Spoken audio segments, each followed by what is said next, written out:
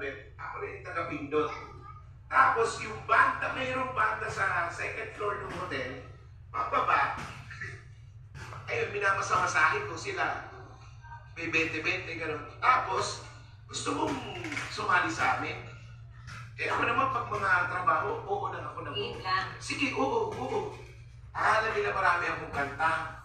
Sabi ko manager, meeting tayo. Binigyan ako ng coupon band. 4 na coupon band. Sulat mo yung mga pyesa mo. Hindi ko pa alam kung ano yung pyesa. Sabi ko, ano yung pyesa?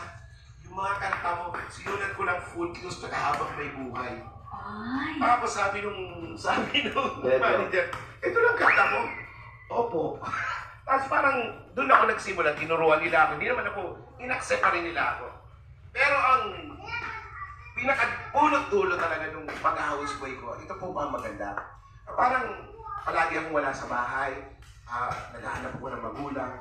Napakaganda rin po at napakaswerte rin po na napunta akong pamilya. Sila po ang nagturo sa akin ng pagkakaugali, paggalang, gano'n. Although yung mga sa religious side naman na tutunan ko sa lola ko talaga at yung pagsisipag, yun ang nakuha ko talaga na sila ang nagturo sa akin. Kaya